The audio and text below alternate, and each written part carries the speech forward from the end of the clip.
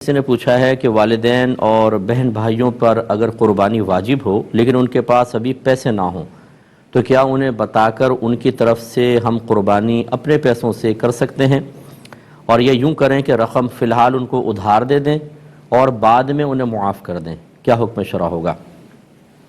دیکھیں، پہلے سمجھ لیجئے کہ عبادات تین طرح کی ہیں۔ ایک بدنی عبادت ہوتی ہے، خالصتاً بدنی، یعنی اس میں مال کے خرچ کا کوئی دخل نہیں ہوتا، جیسے نماز۔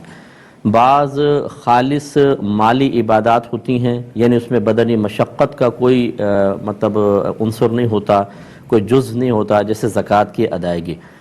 اور بعض ان دونوں کا مجموعہ ہوتی ہیں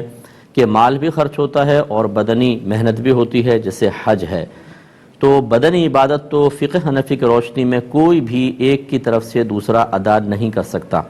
لیکن مالی عبادت کے اندر کر سکتا ہے۔ اب اس میں دو صورتیں ہیں کہ جیسے ان کا پیسہ ہو، وہ مجھے وکیل بنا دیں، میں خرچ کر دوں،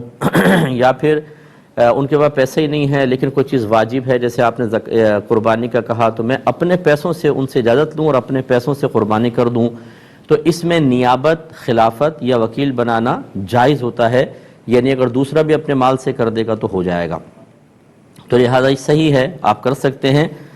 لیکن جو دوسری صورت بتائی وہی افضل ہے، لیکن اس میں بھی آدھا حصہ آپ نے ویسے کہہ دیا، آپ ان کو ادھار دیں اور پھر ان سے ادھار واپس لیں باقاعدہ۔ یاد رکھیں کہ جو مالی عبادات ہیں، اللہ تبارک و تعالی نے ان کو اسی لیے مقرر کیا ہے کہ اس میں امتحان ہے انسان کا، کہ وہ اپنا مال اللہ تبارک و تعالی کے لیے خوش دلی سے خرچ کرتا ہے یا نہیں کرتا،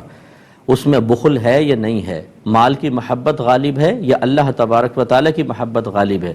اور میں نے اکثر کہہ رہا ہوں، ہر ایک نہیں، اکثر خواتین کو خاص طور پر اس امتحان میں فیل ہوتے دیکھا ہے۔ سونے کے سیٹ دبا کر رکھیں گی، کیش بھی نہ خرچ ہو، کچھ بھی نہ ہو، ہم کہاں کماتی ہیں، تو شوہر سب کچھ کرتا رہتا ہے، اس طرح مال کی محبت بھی رہتی ہے اور بخل بھی غالب رہتا ہے۔ تو جو